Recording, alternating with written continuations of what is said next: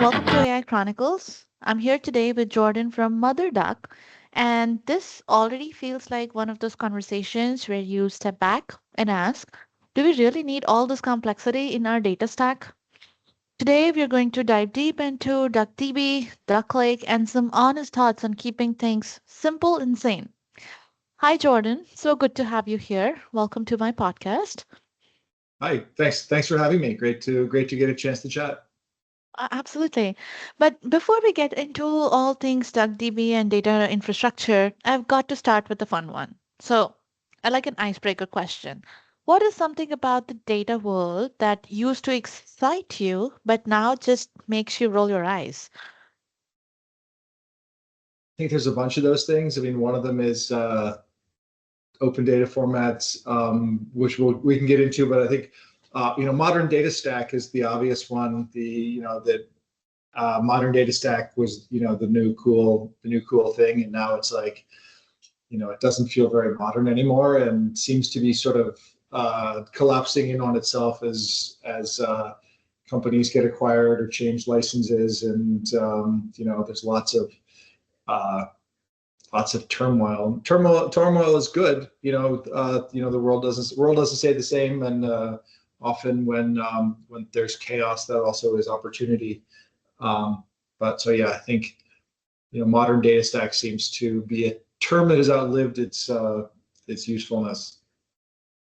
I agree with you on that one. And so, in your view, what's the biggest misconception people have about how data tools should scale?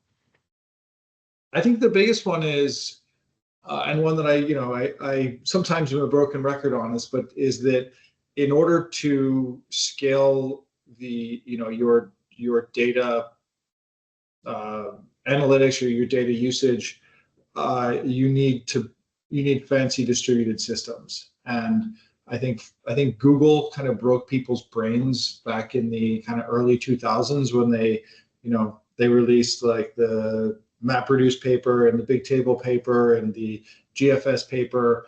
And everybody's like, oh, well, scale up solutions are no longer relevant. Everything's got to scale out. And I think the reason that Google did those things that way was because the machines at the time were relatively small, a couple of gigabytes of RAM, one or two cores. And and so that's the way we started building data systems, and systems in general.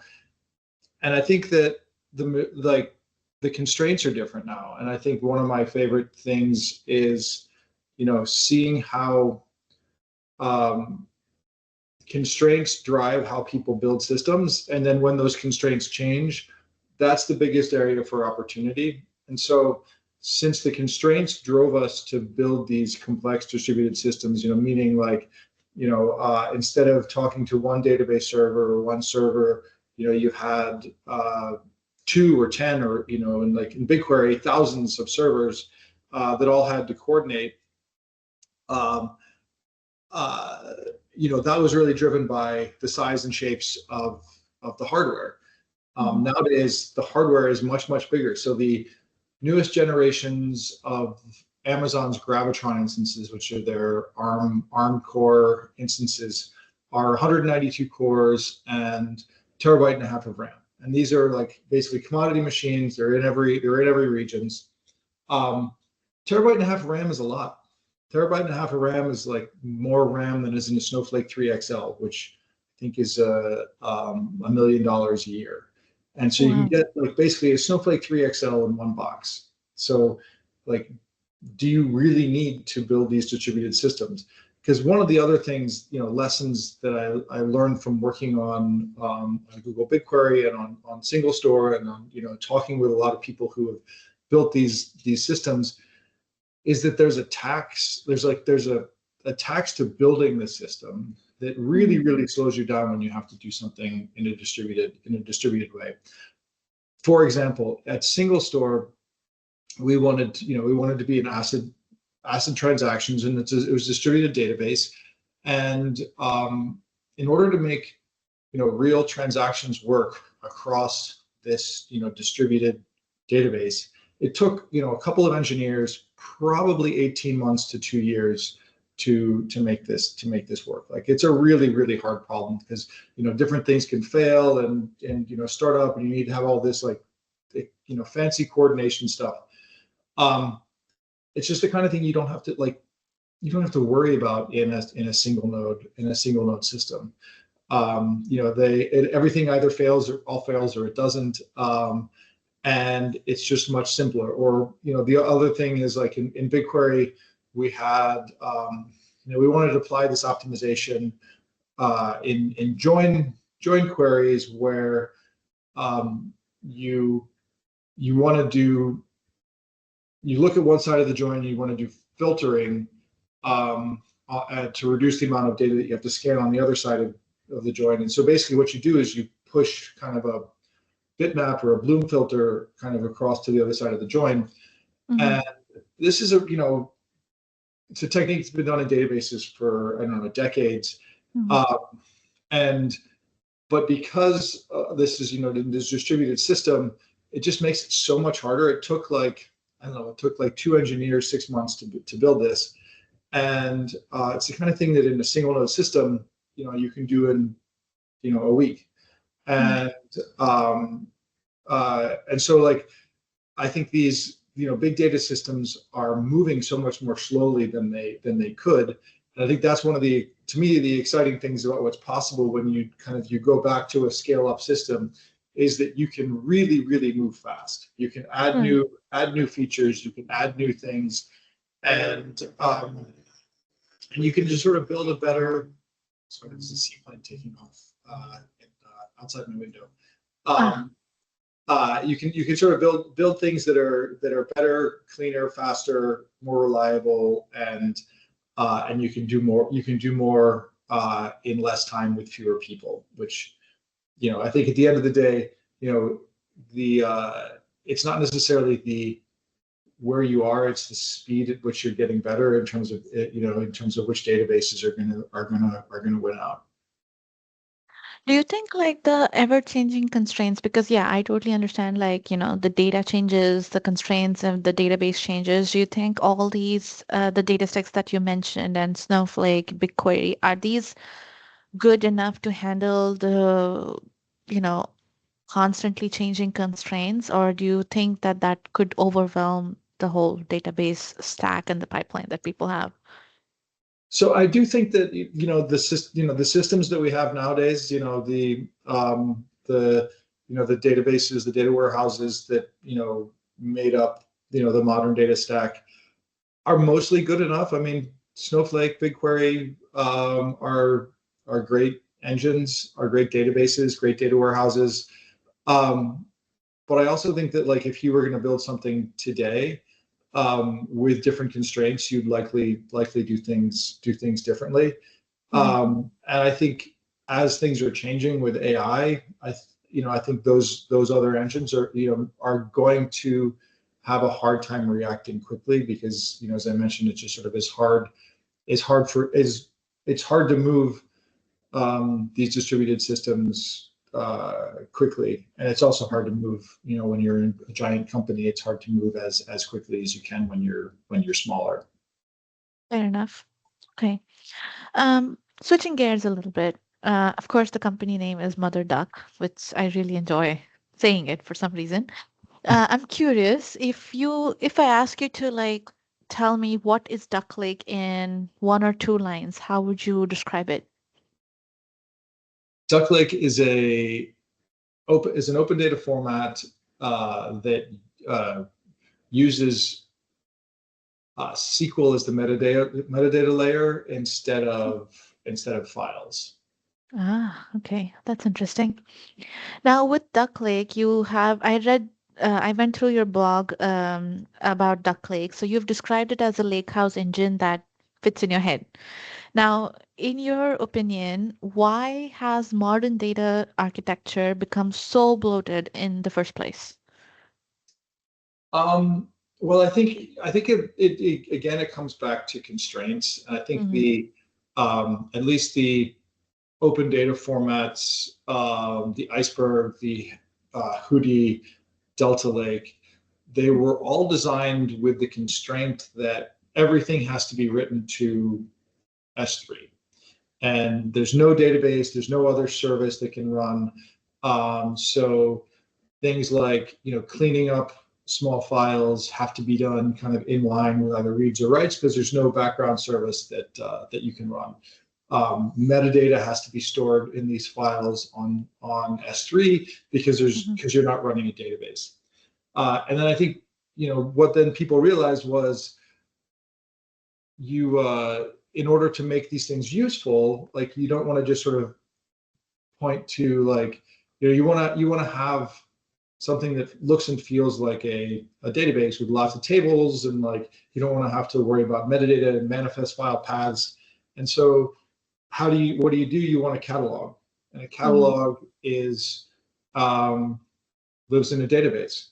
And so there was this sort of catalog explosion of the Databricks Unistore and Polaris, and there's people still use Hive Metastore and Glue and Iceberg REST catalog, and there's the AWS S3 tables, and like which has sort of its own metadata system, and like and these are all databases, and so all this work was done based on this constraint that you have no database. But in order to make it useful, they added a database on top. And so I think the simplifying insight that's part of DuckLake is taking all of this sort of confusing metadata that was sort of shoved into S3 and then moving it up into the database, which provides which you already have anyway, because you needed it for the catalog. And then it makes so many things so much easier.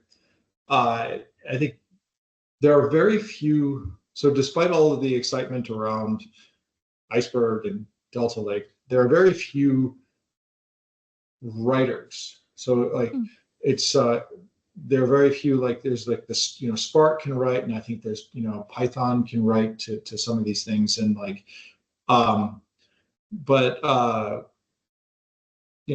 people wonder, well, why is it so hard to write to these things?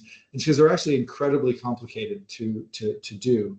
Like the Iceberg format and the specification of it is you essentially have to build half of a database in order to write. And so like, what does that mean? Well, it's like, okay, well, you want to have transactions, and so you have to understand how do transactions work. What happens if you're writing and then somebody else writes at the same time, and collides with it. You have to be able to sort of clean up files that aren't being used. You sort of like, there's just a bunch of really complicated pieces that are typically done in a database. And so the other simplifying thing, or the reason that DuckLake helps make things easier and make things simpler, is because DuckLake uses a database to do the things that a database are good at and can already do. And so instead of running, having to write these complex files and deal with these sort of backoffs and optimistic concurrency, and like just runs, begin transaction, do a SQL update, end transaction, boom, you're done. And lets the database handle this stuff that databases already know how to do, and which means that you can write a client in a couple of days. Like I think with between the time DuckLake was announced and Trino had somebody wrote a Trino connector which can read and write, was only a couple of days. Meanwhile, I think in order to build an Iceberg writer, my guess is it takes like 2 engineer years to do it right and to do it well. Interesting. There were lots of words that were new to me, so that was good learning. So this is very informative for me personally. Now, you have a lot of experience, it's very obvious. So now, in terms of like giving advice, especially to someone who is building their first data stack today, what's one architectural mistake you would hope they avoid? One mistake I would hope they would avoid is building for scale at first. I think a lot of people look at, and I think this is a mistake people make across any engineering discipline, where it's like, Mm, okay, like um, if when we're hugely successful, we're going to need this enormous, highly scalable, huge thing, and so I have to architect that in from the beginning. And that's one of the things that that's sort of the tar pits that sort of slow you down. mhm, And I think if as they say, like, I think advice given to Y Combinator companies is like, do things that don't, for a startup, do things that don't scale, because you don't mm, know whether you're going to get to the point of needing that. And you can always, yes, it might be hard, but like, you have to earn the ability to get to, you have to earn the right to get to scale. And so focusing on, how do you solve your data problems, and how do you solve your data problems right and quickly, and get the right answers, and get the answers that you need, and get the things for the business. Being able to get that quickly and effectively is going to be more rewarding in the long term than trying to focus on what am I going to do when we have 6 orders of magnitude more data, and 6 orders of magnitude more traffic. mhm. Because I think also the thing is, these days, non-scalable tools tend to scale much higher than people expect. Postgres scales incredibly well these days. Mhm. DuckDB scales incredibly well these days. And as I said, what you can do on a single machine um, is going to scale much higher. And I think the problems that you see um, are about, like, having set off in the wrong direction. And having set off in the wrong direction, if you um, if you've built this highly scalable system, um, and then it's wrong, then you have a lot more work that you have to go and fix. Wow, that makes a lot of sense. Now, we have like data and databases. They are very essential part of any AI ecosystem or any application. Do you think that the current AI wave is overcomplicating things again in data infrastructure, or do you think it is pushing the right boundaries?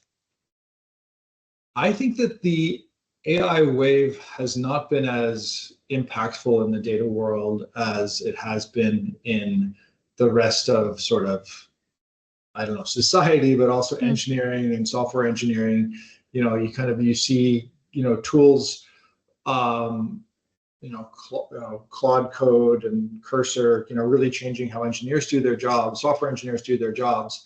Um, Analysts don't seem to be as impacted by um, by by uh, by AI, and I expect that to change. I mean, there's lots of people say, "Oh, it'll never change because this isn't gonna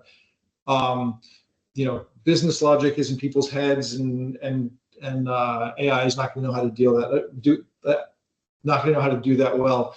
I think the benefits of getting it right are high enough that, like, somebody is going to, that the problem is going to be solved, and probably going to come from a different direction than people expect. But I also think that data is an important part of AI. Like, AI can't can't do anything without data.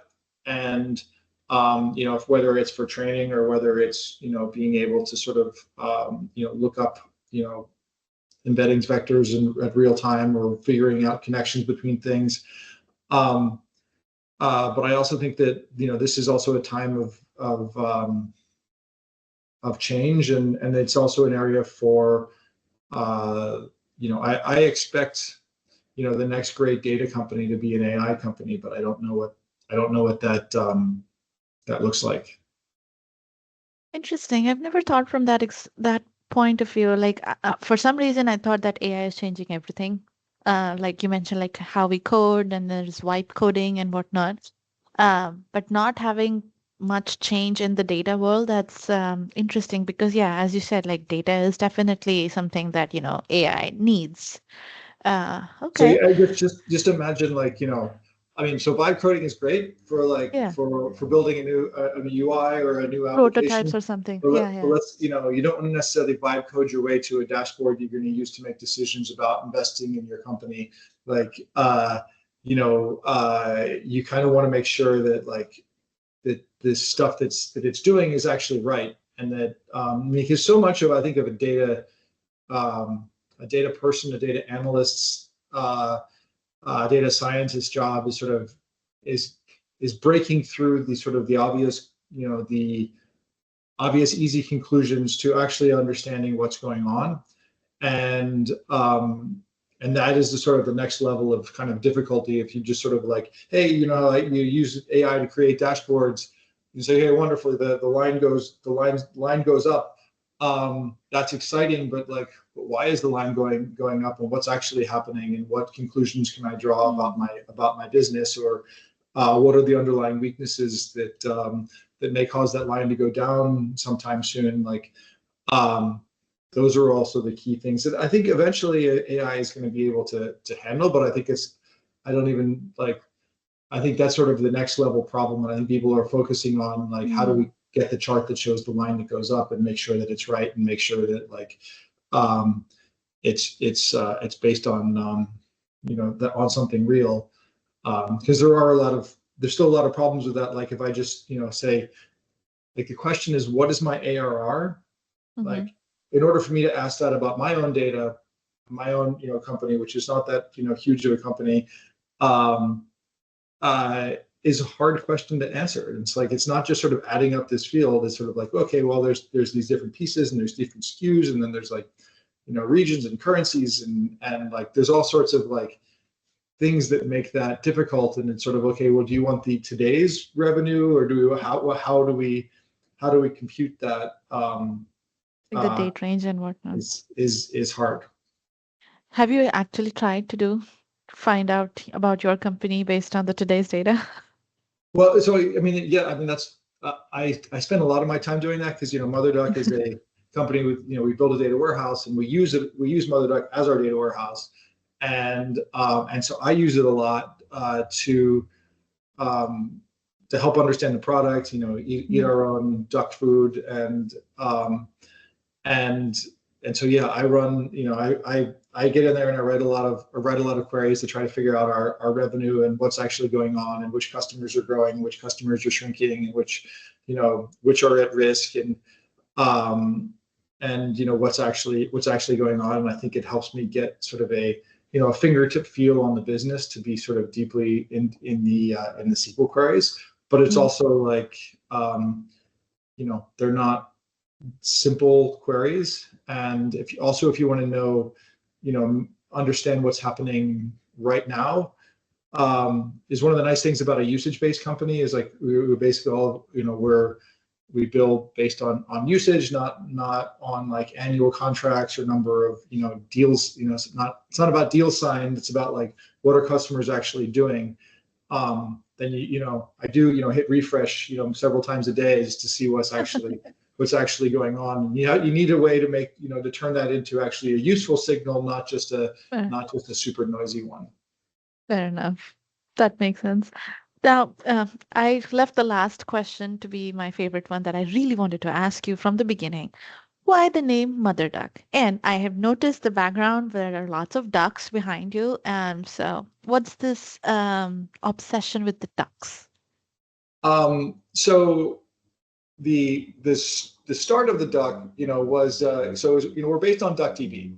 Right. And the reason it's called DuckDB was that Hannes Mulheisen, who was the one of the creators of DuckDB, he lives in Amsterdam. He lives on a houseboat, and when you live on a houseboat in Amsterdam, what kind of pet do you have? Like, well, a duck Duck. is a reasonable pet. It's not going to fall in the water and drown. It can go outside and come in, and so he had a pet duck called Wilbur, and I think that was the motivation for DuckDB. And Okay. then when we started the company MotherDuck, just to to put DuckDB in the cloud, it was like, okay, well, we want to marshal all the little ducklings and sort of put them in the cloud, and we're gonna you know corral them and help them grow, and so mother duck seemed to fit. Lovely. That was really awesome. Thank you so much for sharing that little story. And yeah, this was a lot of fun. I learned a lot about the new terminologies in the world of data infrastructure. So thank you so much for sharing your lessons and all the things that you've learned. And to everyone listening, thank you for hanging out with us on AI Chronicles. And if you enjoyed this episode, feel free to share it with someone who's quietly questioning why their data stack has 15 moving parts. Until next time, stay curious and I'll catch you on the next one. Thank you so much, Jordan, for your time. Thank you. It's been great.